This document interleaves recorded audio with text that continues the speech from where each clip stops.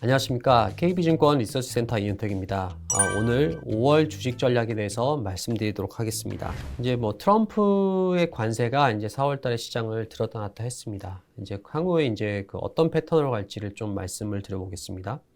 사실 트럼프의 지금 정책들이 얼핏 보면 일관성이 없는 것처럼 느껴져요. 막 이랬다 저랬다 하는 것처럼 느껴지지만 사실 자세히 보면 거기에 패턴이 있습니다. 어떤 패턴이냐면은 트럼프가 1기 때 했던 정책들을 그대로 답습하고 있다는 거예요.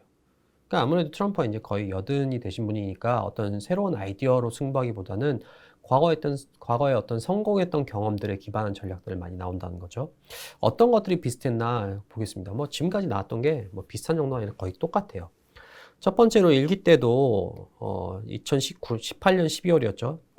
미중 관세 90일 유예를 발표하면서 협상이 시작됐었어요.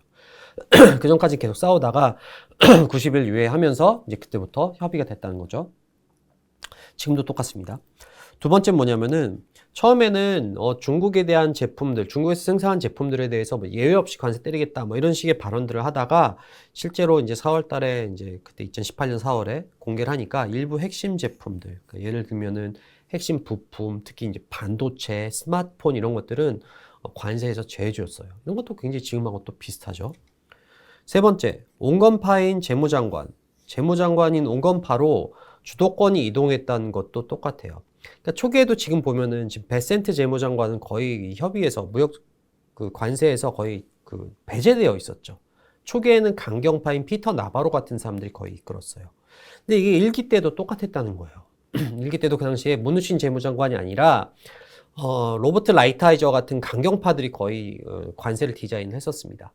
그게 뭐 어떻게 생각하면 너무 당연한 게 강경파들이 관세를 디자인해야 더 강력하고 무시무시한 걸 만들어낼 거 아닙니까? 그래서 그런 식의 이제 움직임이 보였다는 거죠. 하지만 이게 협상 테이블로 넘어가면서부터는 그 당시에도 재무장관이었던 스티브 무누신이 거의 주도권을 다 잡았어요. 그래서 그 당시에 주식하셨던 분 아마 기억나실 텐데 협상할 때 주로 누가 있냐? 미국에서는 스티브 무누신, 중국에서는 류허 재무장관, 류허 그 부총리 둘이 거의 다 했죠. 네, 지금도 마찬가지예요. 최근 들어서 한 3주 정도 됐죠. 계속 협상에서 밀려 있었던, 관세에서 밀려 있었던 베센트 재무장관이 최전방으로 나서고 있어요. 무슨 얘기겠습니까? 협상이 시작됐다는 얘기예요. 한번 생각해 보세요. 이것도 당연한 게 협상할 때 강경파들을 대표로 보내면 이게 협상이 되겠습니까? 협상이 안 되겠죠. 그건 안 하겠다는 얘기겠죠. 근데 이게 아니라 오히려 지금 보면은 협상을 이제 그 온건파한테 맡겼다는 거는 이제 협상 테이블로 넘어갔다는 뜻이겠죠.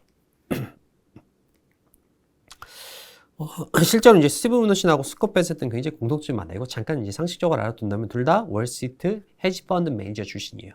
헤지펀드 운용력 출신이고 둘 다 조지 소로스 계열에서 일했다. 펀드. 조지 소로스라고 하면 이제 매크로 헤지 펀드라는 거예요. 그러니까 뭐 종목들 뭐 롱숏 이런 게 아니라 그런 공매도 하고 이런 게 아니라 공매도 하더라도 이제 지수 아니면은 뭐 이렇게 주가 지수 선물이라든지 아니면은 뭐 FX 환, 크레딧 금리 이런 거에 굉장히 밝은 사람들이라는 거예요. 시장이 어떻게 돌아가는지에 대해서. 이런 사람들 뽑은 이유가 그거죠. 이제 시장 봐가면서 협상하라는 얘기겠죠. 그래서 거의 1기 때랑 똑같죠. 그렇죠? 마지막 네 번째로 똑같은 게 이거예요. 지금 굉장히 똑같은 건데 바로 중국에서 전화 왔다. 이거 중국에서 전화 왔다. 지금도 한 2주 전부터 이 논란이 있죠. 한 열흘 됐나요? 트럼프가 중국에서 이때도 이제 갑자기 이때 굉장히 협상이 교착 상태였거든요. 근데 협상을 원한다고 중국에서 전화가 왔다 이러는 거예요. 정말 그들이 원하는 거 처음 본다. 협상 시작하겠다. 이렇게 선언을 해요. 그랬더니 이제 기자들이 놀랐죠. 중국에서 갑자기 왜 전화를 했지? 중국에 확인했어요. 그랬더니 난 그런 적 없는데. 똑같죠. 그렇죠? 똑같아요. 그 다음날도 근데 전화 진짜 왔어. 이번에 급이 다른 사람이 왔어. 그게 시진핑이냐? 이때 물어봤더니 그건 말할 수 없어. 뭐 지금 거의 똑같이 가고 있습니다. 그 다음에 이제 쭉 싸우다가 한 어느 9월 11일쯤 되니까 이거 지금 19년 뉴스입니다. 지금 뉴스가 아니에요. 똑같아서 이제 헷갈릴 수 있는데 2019년이고 이때도 이제 미중이 갑자기 중국이 미국 농산물 추가 구매를 선언해요. 그러면서 뭔가 약간 물꼬가 트이면서 결국에 대화가 나오죠. 그래서 이런 것들 보면은 중요한 건 지금 뭐 전화가 왔다 가는데 누가 거짓말이냐 이런 것들이 이제 언론에서는 주목하지만 그게 이제 핵심이 아니에요. 그거 누가 거짓말했는지 뭐 정확히 알 수 없죠.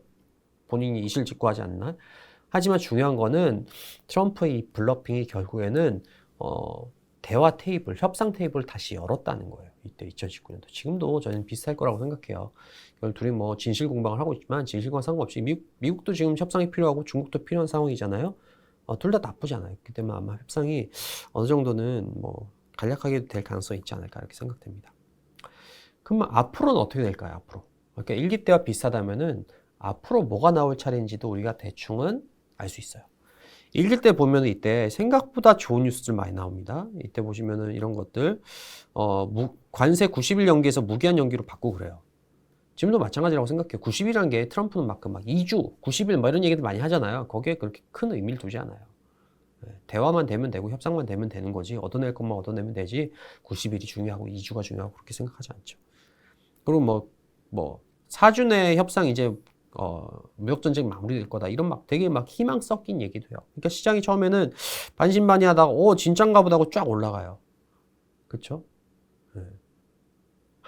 이때도 한 세 달에서 네 달 정도 바닥 대비 한 15% 올라요. 그렇게 되면 어떻게 되는지 아세요? 이제 시장에는 점점 낙관적인 분위기가 무르익어요. 그러면서 이제 비관론자들은 조금씩 패퇴하기 시작합니다.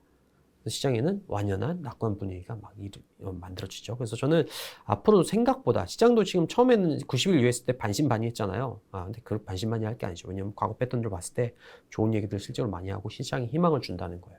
지금도 그런 시기에 와 있다고 생각합니다. 하지만 이제 그 다음 얘기가 여기서 끝나는 게 아니에요. 항상 트럼프는 시장이 낙관하기 시작할 때 다시 펀치를 날려요. 한번 사례들을 볼까요? 아까 미중 무역 전쟁도 마찬가지예요. 지금 막 4주 내에 끝날 것 이런 얘기하니까 4주 내에 끝난다면서 주가가 막 올랐잖아요.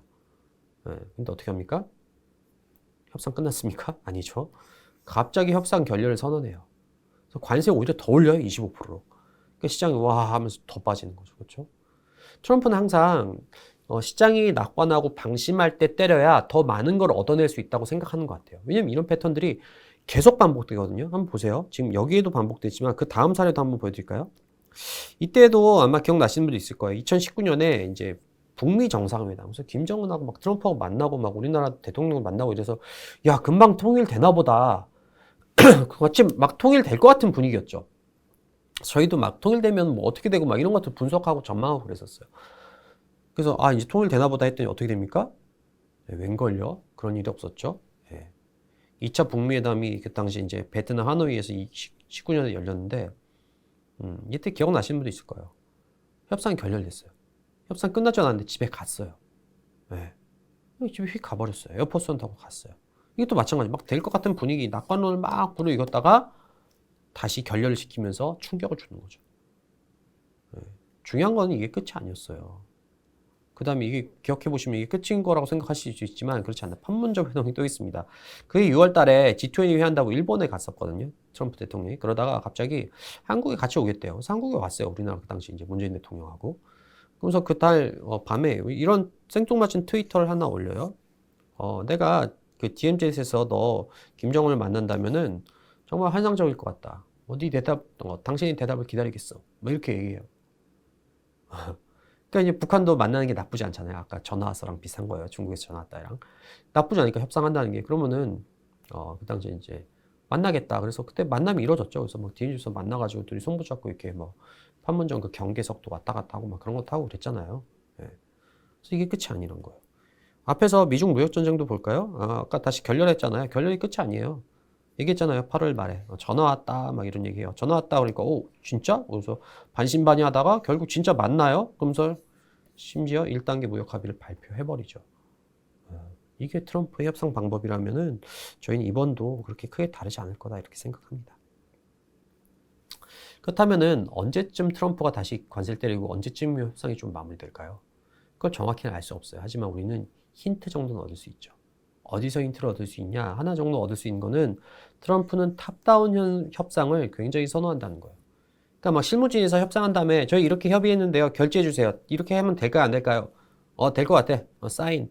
이게 아니고 트럼프는 정상들끼리 만나서 먼저 사인 먼저 해요. 그 다음에 나 사인했으니까 너는 이제 협상에 가서. 이런 방법으로 한다는 거예요. 그렇죠? 네. 그렇게 본다면은 정상회의가 언제인지 봐야 돼요. 왜냐면은 2018년, 19년에도 모두 중국과 협의에 물꼬를 튼 것도 전부 G20 회의였었어요. 정상회의에서. 그리고 그 뭐 북한하고도 그렇죠. 실무진끼리 만나고 이건 나중이죠. 먼저 판문점에서 만나서 악수, 하노이에서 만나고 싱가포르에서 만나서 악수하고 그다음부터 시작인 거죠. 올해는 크게 2번 정도 중요한 회의가 있어요. 뭐 중간에 하나 있긴 한데 뭐 6월 달하고 11월, 뭐 9월에도 한 번 있습니다. 대체적으로 이렇게 있죠. 6월 달은 근데 좀 유럽 정상들하고 선진국 정상들하고 많이 만나요.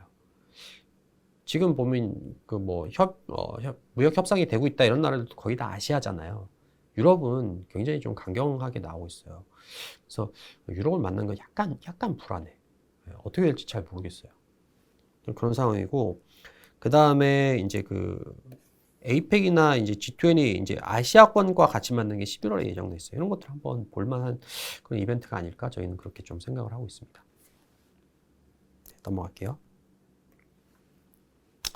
그래서 이런 것들을 저희가 트럼프 생각을 좀 전반적으로 저희가 살펴봤어요. 그럼 이게 트럼프가 진짜 원하는 게 뭐냐?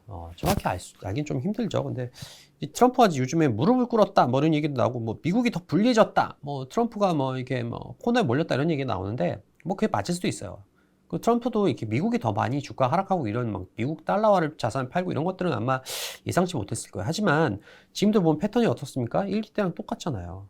똑같다는 건 뭡니까? 이미 이런 것들이 무릎을 꿇었다기보다는 이미 계획 안에 있었을 가능성이 저는 더 높다고 생각해요.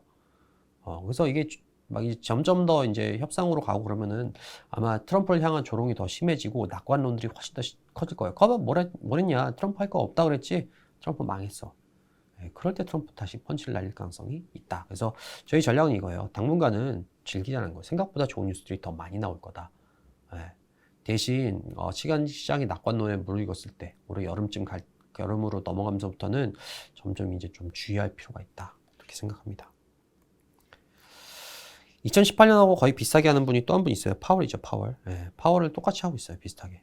파월도 지금 긴축에 대한 의지를 계속 높이고 있는데 아마 고용 데이터가 금방 나빠지지 않는다면은 생각만큼 막 빠른 속도로 나빠지지 않는다면 파월은 아마 긴축 쪽으로 점점 좀 생각을 기울 수도 있다고 생각해요. 근데 이제 관세가 물가에 영향을 주죠. 근데 물가에 영향을 두 군데로 줘요. 이게 디플레로도 영향을 주고 인플레로도 줍니다. 그럼 지금은 어떤 게 더 영향이 클까요? 디플레와 인플레 중에 어떤 게 더 클까? 그거는 사실 정확히 알긴 힘들죠. 하지만 그런 생각은 할 수 있어요. 우리가 디플레 영향은 조금 더 시차를 두고 발생할 가능성이 있다. 인플레 영향은. 왜 그러냐면은 관세가 인플레에 영향을 주려면요. 하나 뭘 거쳐서 가요. 관세를 때린다고 바로 인플레가 올라가는 게 아니에요. 관세를 때려서 인플레가 올라가려면은 관세를 때린 것들이 기업들이 그거를 판가에다 전가를 해야 올라가는 거예요. 만약에 기업들이 그런 생각이 없이 만약에 이걸 다 먹겠다 자기들이 그렇게 생각하면은 그거는 인플레가 당장 나타나지 않는 거예요. 그런 측면에서 볼 때는 당장 인플레가 좀 시차가 좀 당장 나타나기보다는 시차가 좀 적용될 수 있다고 보는 게 첫 번째로는 지금 이 관세가 몇 프로인지 확정이 안 됐잖아요. 25%인지 아니면 중국은 145% 확정인지 일본 또 제외해 주는 건지 알 수가 없어요. 근데 그런 와중에서 그럼 나 25% 올려 이렇게 한다고요? 게다가 지금 90일 유예돼 있고 지금 10%만 매기는데 그렇게 쉽지 않아요. 그래서 5에서 10% 정도는 올릴 수 있지만 그 보편적 관세만큼은 얼마를 결국에 중국적 관세가 될지 모르기 때문에 이걸 막 미리 올리기는 좀 힘들어요. 두 번째, 그리고 일부 뭐 뉴스를 보셨겠지만 일부 대기업들은 선구매를 통해서 어느 정도 재고를 확보해 놓은 상황이라 조금 뭐 며칠 정도 몇 달 정도 버틸 수가 있어요.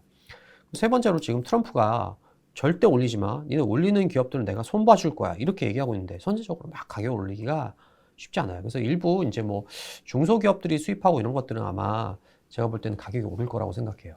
하지만 그것들이 되게 영구히 오를 거다 이렇게 보기는 좀 쉽지 않다. 그래서 저희는 시차가 좀 적용이 될 거다. 그래서 단기적으로는 물가가 별로 안 오르네 이런 느낌이 좀 들 수도 있다. 생각만큼 오르겠지만 우려한 만큼. 왜냐면 유가 빠지고 이런 디플레는 오히려 단기적인 영향 쪽에 주잖아요. 오히려 단기적으로. 그래서 아마 그렇게 되지 않겠냐. 그럼 사실 파월은 고용을 보면서 좀 고용이 생각보다 빨리 안 나빠진다면 긴축해도 되겠다. 완화하긴 좀 힘들겠다라고 생각할 수 있겠지만 물가가 생각보다 빠르게 안 높아지면은 트럼프는 또다시 파월을 압박할 거예요. 야, 물가도 별로 안 높은데 왜 너네 그렇게 주저주저 하는 거야? 근데 그렇게 되면 어떻게 됩니까? 2018년에 우리가 봤던 거랑 또 똑같은 국면이에요. 트럼프는 파월을 욕하고 파월은 또 버티고 약간 비슷한 분위기가 지금도 좀 나타날 가능성이 있고 실제로 나타나고 있다 이렇게 좀 생각을 합니다. 그래서 생각보다는 좀 긴축적으로 간다면 이런 것들은 중간에 좀 주식시장에 잡음이 될 수 있지 않을까 이렇게 생각합니다. 그래서 저희는 업종 같은 경우에는 오히려 좀 그래서 약간 시장이 이제 뭐 관세 우려가 약간 덜해지면서 조금 이렇게 순환매, 테마성 이런 어떤 그런 것도 있잖아요. 이벤트에 주목을 하면서 단기 순환매가 좀 나타나지 않을까 저희는 그렇게 생각을 하고 있습니다. 그래서 대표적인 주식들로 본다면은 일단은 우리나라 같은 경우는 대선이 있죠. 그래서 대선 관련된 것들. 대선 관련돼서는 이제 뭐 상법 개정이라든지 아니면 뭐 대규모 부양책 가능성 이런 것들 얘기도 있죠. 그렇죠? 그리고 또 뭐가 있습니까? 뭐 대북 관련된 얘기들도 좀 있고요. 뭐 이런 것들이 저는 뭐 실제로 어느 정도나 현실이 될 거냐 그럼 좀 그건 가봐야 알 거라고 생각해요. 하지만 어쨌든 시장은 이런 것들 기대감을 선반영하면서 단기적으로는 좀 시장을 움직일 수 있다라고 생각해요. 특히 이제 부양책 같은 경우, 내수 부양 같은 경우에는 미국은 아까 말한 것처럼 어쨌든 인플레와 디플레 우려가 동시에 있어요. 왜냐면 관세를 때렸기 때문에. 하지만 미국을 제외한 나머지 국가들은 다 낮은 관세를 유지하고 있잖아요. 그럼 무슨 얘기입니까? 다른 나라들은 그만큼 인플레 영향 거의 없고 디플레 효과들만 남아있다는 거예요. 그렇기 때문에 더 부양책, 금리 인하라든지 재정 부양책 같은 걸 더 쓸 수 있는 여력들이 더 많아요. 그렇기 때문에 내수주가 좋지는 않지만 지금이 바닥을 찍고 있는 구간이다라고 생각을 하고 있습니다. 그래서 그런 것들이 좀 모멘텀을 얻지 않을까. 그래서 저희들은 내수 부양이나 대북 정책, 상법 개정 이런 것들이 단기적인 영향들을 좀 시장에 줄 가능성이 있다. 그래서 관련한 것들을 좀 주목해보자 이렇게 좀 생각을 해봅니다. 네, 이상으로 5월 전략에 대한 전반적인 내용을 마쳤고요. 이어서 시황이나 펀트 측면에서 5월 주식을 어떻게 봐야 될지 우리 시장에 대한 분석들을 말씀드리도록 하겠습니다. 안녕하세요. KB증권 리서치 본부에서 퀀트 맡고 있는 김민규입니다. 이어서 말씀드려보도록 하겠습니다. 제가 오늘 이야기 드릴 주제는 평소랑은 약간 좀 다른 포인트에서 시작한 내용인데요. 주식시장을 이루는 주체들이 굉장히 많이 있죠. 뭐 외국인, 개인, 기관 이렇게 나누기도 하고 또 이제 투자 대상인 뭐 기업 그리고 그거를 분석하는 애널리스트 또 투자에 대한 의사결정을 하는 뭐 펀드 매니저 이렇게 굉장히 많은 참여자들이 있는데 그 참여자들이 어떤 심리 상태를 갖고 있고 그것 때문에 무슨 현상이 나오고 있으며 그 현상들이 결합해서 주식시장에서는 어떤 데이터로 우리가 관찰이 되고 있는가 그리고 그것을 어떻게 투자 전략으로 연결을 시켜볼 수 있을까 이런 부분들을 일단 심리학에서 시작해서 조금 풀어내 보았는데요. 오늘 시간 관계상 뭐 심리학이나 이런 부분에 대한 설명은 그냥 생략을 하고 시장에서 나타나고 있는 각 주체별 그 행동과 현상에 대해서만 그리고 또 그걸 어떻게 전략으로 이용할 수 있을지에 대해서만 먼저 말씀을 드려볼게요. 자세한 내용은 저희 자료를 참고해 주시면 되고요. 저는 이번에 기업가 그리고 애널리스트, 펀드 매니저 이 세 주체들의 행동에 대해서 좀 이야기를 드릴 텐데요. 일단 첫 번째 기업가입니다. 기업은 결론적으로 과거에 비해 최근 들어서 본업 외적인 요소들이 굉장히 영향을 많이 미치면서 밸류에이션 하기 힘들어졌다. 이 점이 특징인 것 같습니다. 일단 첫 번째로 일단 기업의 성장 단계 우리가 이제 재무관리에서 배웠던 성장 단계를 이제 한번 보시면은 설립 초기에는 초기 투자를 받고 이제 불완전한 상태지만 성장을 하고 이제 사업 구조를 좀 갖춰나간 다음에 그 다음에 이제 상장을 하게 됩니다. 그리고 추가적인 유상증자나 회사채나 이런 PF 등을 통해서 추가적인 자금을 조달을 하고 마지막에 이제 성숙기에 진입을 하게 되면은 뭐 M&A 이런 것들을 통해서 좀 더 이제 현금 창출을 더 해나가는 그런 단계로 성장을 해나간다라는 게 이제 저희가 교과서에서 배웠던 기업의 성장 단계인데, 근데 최근 들어서 우리나라 기업들 같은 경우에는 이 IPO 단계에서 밸류에이션이 굉장히 높게 형성이 돼서 시작하는 그런 문제가 좀 있었습니다. 또 오른쪽 그림 보시는 것처럼 IPO 기업들이 2021년도 이후로 공모가 결정된 금액을 보시면은 대부분 기업들이 공모가 초과나 또는 상단, 즉 비싼 가격에 상장이 된다라는 게 이제 최근에 나타났었던 특징이고요. 그러니까 이 말은 IPO 이후에 성장성 또는 이제 현금 창출 능력 이런 것들을 평가를 받으면서 시장에서 밸류에이션을 올려받는 게 이게 발행시장과 유통시장의 정상적인 선순환 구조인데, 최근 우리나라에서는 이 발행시장 단계에서부터 밸류에이션이 높아지면서 유통시장에서 해야 될 이런 고밸류에이션 받는 그런 선순환 구조를 약간 앞으로 당겨져서 그런 좀 구조가 좀 깨졌다고 볼 수가 있을 것 같고요. 그리고 두 번째는 상장 이후에도 이 경영권 분쟁이나 이런 것들로 인해서 밸류에이션이 왜곡이 되는 현상들이 굉장히 많아졌습니다. 일단 우리나라 기업들의 특징은 높은 최대주주 지분율을 특징으로 꼽을 수가 있을 것 같습니다. 여기 보시는 S&P 500 그리고 니케이 225, 코스피 200 기업들의 유통 주식 비율 분포를 한번 보시게 되면은 우리나라 기업들은 대부분 뭐 한 절반 정도, 그러니까 4에서 50%, 뭐 좀 더 넓게 보면은 30에서 60% 정도, 그 정도 되는 범위에 대부분 기업들의 유통 주식 비율이 분포가 되어 있습니다. 반대로 바꿔서 얘기하면은 그 나머지 지분율은 최대주주나 이해관계자들이 갖고 있다는 뜻이 되겠죠. 하지만 미국이나 일본 같은 경우에는 대부분 80에서 90% 이상 일반 투자자들 또는 이제 기관 투자자들이 지분을 차지를 하고 있습니다. 그러니까 그만큼 우리나라 기업들은 이제 오너들이 갖고 있는 그런 이제 기업들이 많은 거고 외국 기업들은 아닌 기업들이 많은 거겠죠. 물론 이제 이거는 상장 시장에 대해서만 해당이 되는 이야기고요. 그리고 이런 이제 폐쇄적인 이제 경영 활동으로 인해서 부차적으로 나타나는 현상이 경영권 분쟁이 최근 들어서 굉장히 많이 증가를 하고 있습니다. 이 경영권 분쟁은 기본적으로 이제 시장에 기업이 공개가 되고 나면은 기업이 공개가 됐으니까 뭐 주주의 것이다라고 생각을 해야 되는데 그렇지 못하고 기업가들이 이제 여전히 약간 본인의 소유물로 여기면서 다른 사람들을 배척하고 또 이제 경계하는 그런 과정에서 나타난다라고 볼 수가 있을 것 같고요. 어쨌든 그 이면에 있는 내용은 이런 것들이고 결론적으로 보면은 그런 현상들로 인해서 우리나라 기업들의 밸류에이션이 안 나온다라는 겁니다. 근데 사실 밸류에이션이 안 나오는 것들이 기업가들의 탓만은 아니겠죠. 보시는 것처럼 영업 애단의 수익과 비용의 규모도 굉장히 많이 증가를 하고 있고 또 실적의 진폭, 경기 사이클 진폭이 커지면서 실적의 진폭도 굉장히 좀 커졌다라는 게 분석을 어렵게 하는 그런 이제 요소 중에 하나입니다.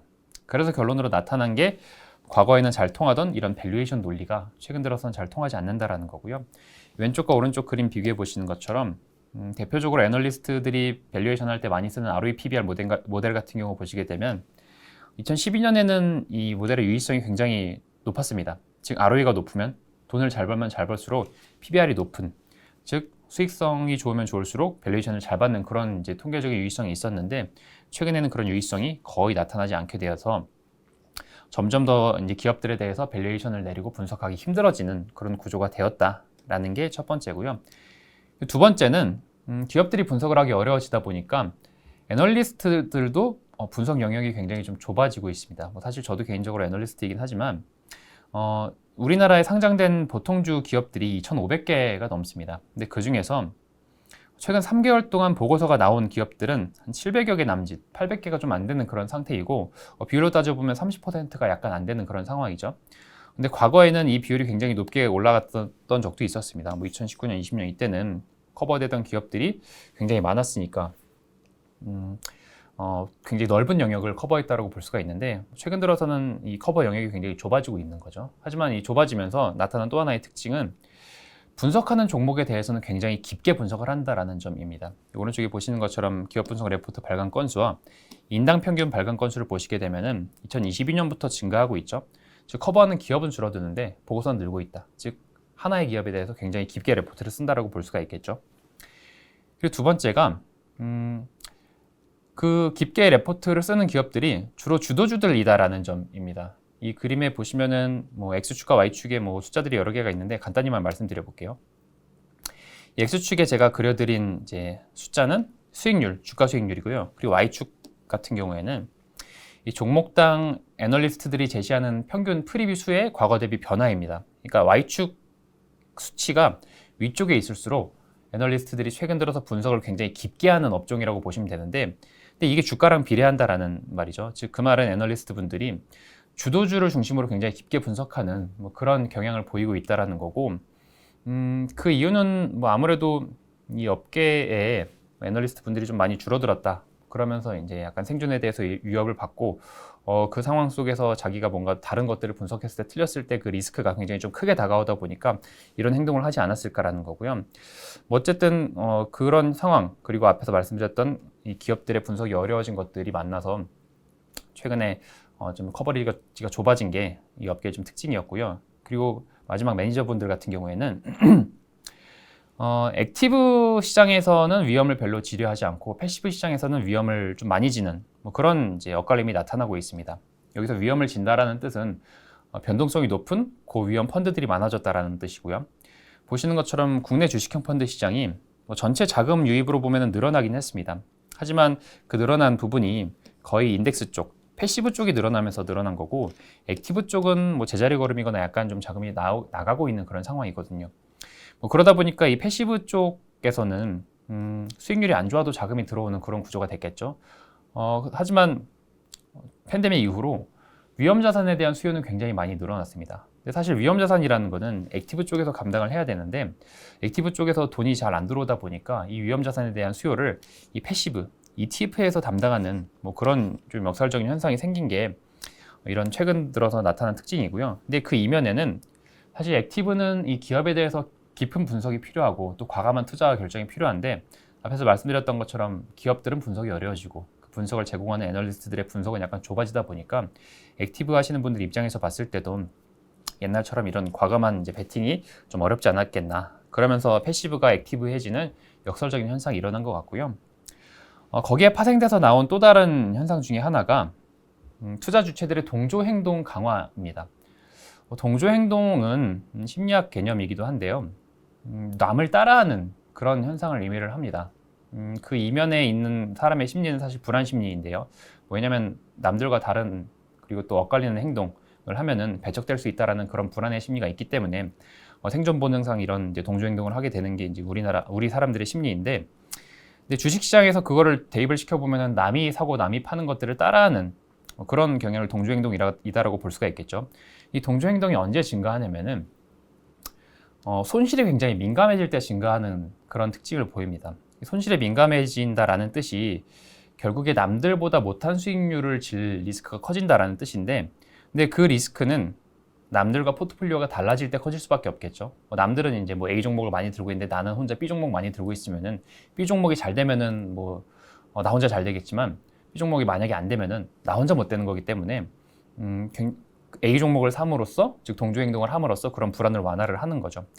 최근 들어서 이런 동조가 굉장히 많이 증가를 했는데, 그 증가한 수급 주체들이 일명 여의도 안에 있는 투자하는 분들, 투신, 사모펀드, 연기금 이런 분들이 굉장히 서로의 매매를 많이 참고하는 그런 경향이 나타나고 있고요.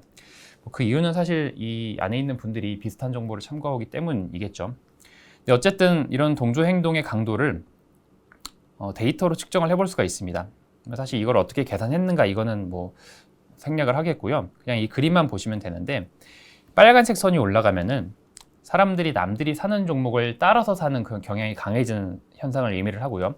파란색 선이 올라간다라는 것은 남들이 파는 종목을 따라서 파는 경향이 강해졌다라는 것을 의미를 합니다. 근데 팬데믹 이후로 2020년 이후로는 이 파란색 선이 굉장히 높게 유지가 되고 있죠. 즉 그 뜻은 최근 들어 우리나라에 있는 수급주체들은 남들이 파는 것에 굉장히 민감하게 반응을 하고 있다라는 것이고요. 그 이유는 이게 아무래도 손실에 대한 불안 때문이겠죠. 남들이 지금 주가가 올랐는데 팔고 있으면은 이게 고점인가? 여기서 팔지 않고 있다가 나 혼자 하락을 맞이하면 어쩌지? 이런 불안 심리가 좀 커지면서 최근 들어서 매도 동조가 좀 강해진 것 같고요. 하지만 그림 보시는 것처럼 매도 동조가 강해지면 강해질수록 주가는 오히려 더 올라갑니다. 그래서 우리는 이런 점들을 이용을 해서 오히려 이런 불안 심리를 역이용하는, 즉 사람들이 남들이 팔면 같이 매도에 동참하는 그런 불안 심리가 커졌을 때 오히려 그때 주식을 보유하는 전략이 필요하다라는 거고, 그런 면으로 봤을 때 주도주들에 대한 지속성, 그 지속성이 얼마나 갈 수 있을까에 대한 힌트도 얻어볼 수가 있겠죠. 같은 그림을 제가 최근 주도주인 조선과 방산 이런 업종에 대해서 그려본 건데, 동조가 굉장히 많이 올라갔습니다. 많이 올라갔지만 과거 수준과 비교했을 때 한 70% 정도 수준까지밖에 올라가지 않았습니다. 즉 그 말은 평균 이상이기는 하지만 여전히 이런 동조의 강도, 즉 시장의 불안의 강도가 더 올라갈 여지가 있다라는 거고, 그렇게 보면은 일단 5월달 같은 경우에는 약간 시장이 쉬어가는 그림을 그릴 수도 있어서 앞에서 이야기 드린 것처럼 이런 주도주들보다는 약간 다른 쪽이 단기적인 강세를 보일 수 있겠지만, 중기적으로 봤을 때는 조금의 여지는 좀 더 남아있지 않을까, 이런 주도주들에 대해서 볼 수 있을 것 같고요. 그리고 이런 전략을 또 역이용해보면은 보통 주도주들은 동조의 강도, 즉 사람들이 남을 따라하는 그런 강도가 굉장히 낮은 상태에서 출발하는 경우가 많았습니다. 즉 누가 사든 팔든 신경 쓰지 않는 그런 상태에서 주도주가 나타났었다라는 과거의 패턴도 있어서, 지금 현재 그러면 그런 업종들이 어떤 것이 있는가도 눈여겨볼 필요가 있을 것 같고요. 뭐 대표적인 게 뭐 건설이나 뭐 기계나 지주나 경기 소비재 이런 쪽입니다. 뭐 증권도 마찬가지고요. 그래서 이런 업종들이 최근 들어서 이제 사람의 관심에서 약간 멀어져 있었고 또 아니면은 관심에서 멀어져 있다가 조금씩 증가하고 있는 그러면서 이 매도 방향의 동조가 올라가고 있는 상태이기 때문에 관심을 기울여 볼 상태이지 않을까라는 생각이 들고요. 이게 뭐 동조 뭐 이런 어려운 용어를 써가면서 설명을 했지만 쉽게 말씀드리면은 수급적으로 좀 소외돼 있다라는 뜻입니다. 그래서 저희는 5월달 전략에서 뭐 건설이나 또는 지주나 소비재 이런 쪽을 말씀을 드린 게 이런 관점으로 봐도 조금 중첩이 되지 않나라는 생각이 들어서 관심에 올려둘 필요가 있을 것 같고요. 저는 여기까지 이야기 드리도록 하겠고요. 오늘 마지막 순서로 저희 시황 담당 하인한 위원이 이야기 드리도록 하겠습니다. 네, 안녕하십니까. KB증권 시황 담당 하인환입니다. 마지막 순서로 말씀을 드리겠습니다. 저는 좀 세부적인 투자 전략 같은 것들보다는 오늘은 좀 큰 그림에서의 내용을 좀 다뤄봤습니다. 최근에 트럼프 대통령이 관세 전쟁을 더 본격화했었죠. 그런 상황들에 대해서 이제 큰 방에서 우리가 이런 매크로 흐름을 또 정치적인 흐름을 어떻게 이해해야 될까? 그 내용을 저는 이 제국주의라는 주제로 좀 살펴봤습니다. 제국주의라고 하니까 너무 좀 극단적으로 들리실 수도 있지만 100년 전의 상황과 지금의 상황이 매우 유사한 측면이 있다라고 생각합니다. 우리가 아는 그 제국주의 시대는 1800년대 후반 그리고 1900년을 전후로 한 시기였었는데 영국, 프랑스, 독일 같은 국가들이 식민지 침략 전쟁을 했었던 시기입니다. 근데 최근에 이제 트럼프 대통령이 뭐 그린란드를 합병하겠다 또는 캐나다를 뭐 미국의 몇 번째 주로 합병하겠다 이런 얘기들을 하고 있죠. 그런 얘기들이 나오면서 트럼프 대통령이 이 제국주의를 꿈꾸는 게 아니냐 그런 뉴스들을 한 번쯤은 보셨을 것 같습니다. 저도 그렇게 좀 고민을 하다가 여기 왼쪽에 있는 이 책이 좀 눈에 띄더라고요. 블라디미르 레닌이 쓴 책인데 뭐 당연히 이제 자본주의를 비판하는 내용이겠죠. 그런데 이 제목을 보시면은 제국주의는 자본주의의 최고 단계다라고 주장을 합니다. 이걸 좀 풀어서 해석을 해본다면 이제 자본주의 덕분에 경제적인 번영을 이제 누리다가 언젠가는 또 성장의 한계에 직면하게 되겠죠. 그때 어떻게 성장을 하느냐? 다른 나라들을 침략함으로써 다른 나라의 성장 잠재력을 뺏어온 게 제국주의라고 저는 이해를 했습니다.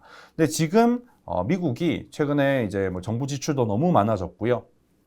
또 중국과 패권 전쟁을 하는 과정에서 성장의 한계에 직면하고 있는 상황인 것 같은데 이런 상황을 또 트럼프 대통령이 제국주의처럼 또 1900년 전후의 식민지 침탈 전쟁처럼 그런 행동을 하고 있는 게 아닐까 좀 그런 식으로 이해를 해봤습니다.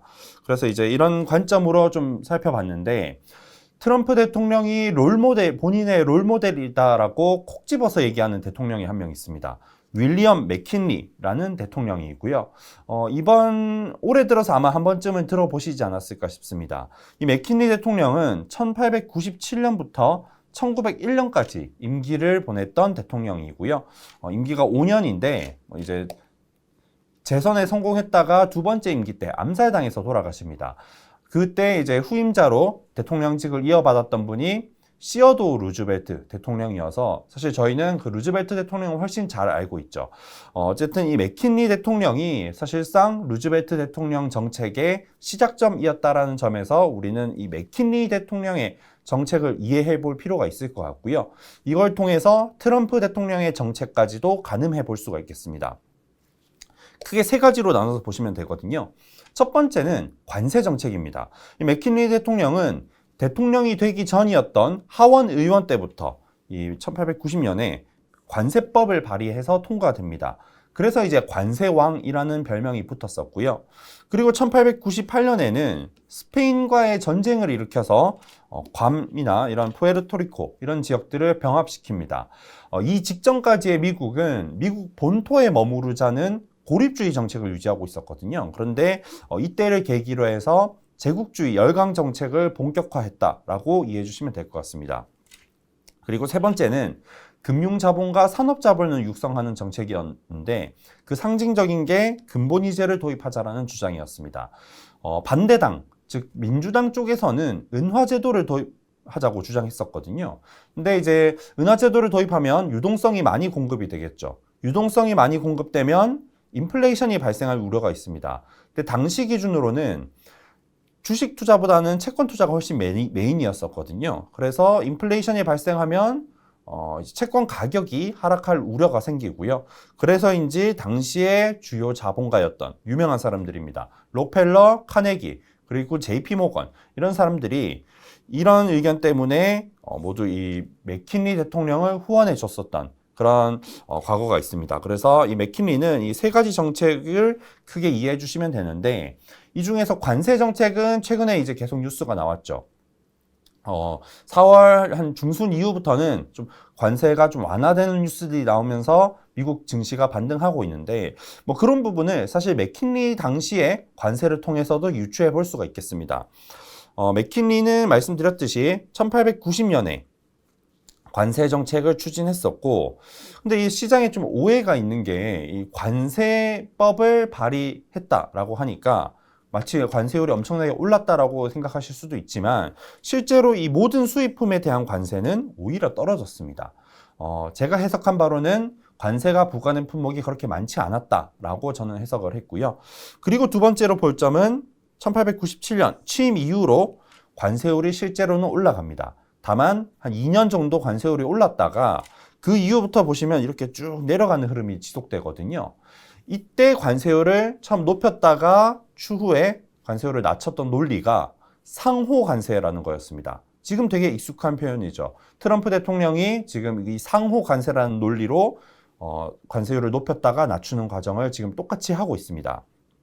그래서 좀 길게 본다면은 어쨌든 이 트럼프 대통령의 관세 정책도 결국 완화될 수밖에 없다라고 생각을 하고요.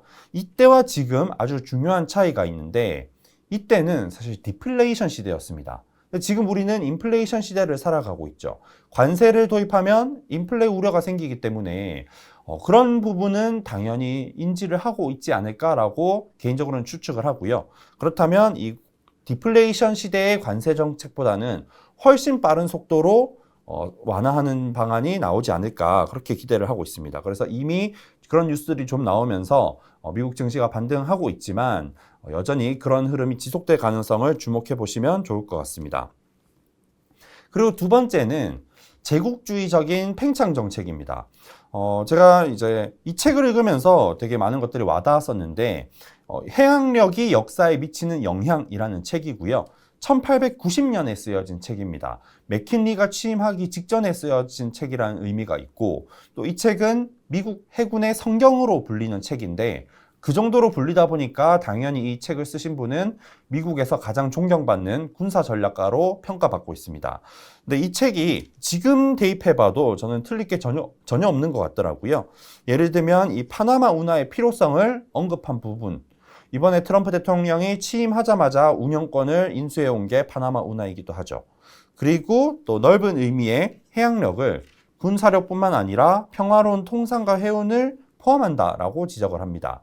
그래서 이런 부분이 최근에 주도주였던, 그리고 계속 좀 주도주 흐름을 이어가고 있는 그런 조선업에 대한 방향을 가리킬 뿐만 아니라 미국의 팽창 정책에 대해서도 이해해 볼 수 있는 책으로 제가 하나 좀 소개를 해드렸고요. 마지막으로는 산업자본과 금융자본을 육성하는 정책입니다. 1910년 기준으로 이렇게 보시면은 당시에는 이 전 세계 유가증권 대부분 채권이었었는데 80%가 이 영국, 미국, 프랑스, 독일 4개국에 집중돼 있었습니다.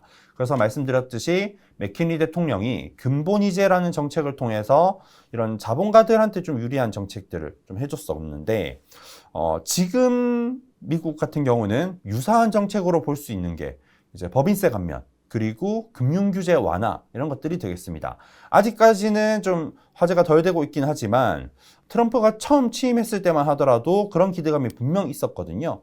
지금 관세 뉴스에 좀 가려져서이지 또 재무장관이 그런 정책들을 추진하고 있는 중입니다. 그래서 법인세 감면, 그리고 금융규제 완화, 이런 뉴스들이 본격적으로 나오기 시작하면 미국 증시는 또 현재보다 레벨이 올라갈 수가 있을 테고, 우리나라도 지금보다는 좀 더 분위기가 개선될 수 있다는 점 참고해 주시면 좋을 것 같습니다. 네, 오늘 제가 준비한 내용은 여기까지이고요. 저희 KB증권 주식전략팀이 준비한 내용도 여기서 마치도록 하겠습니다. 감사합니다.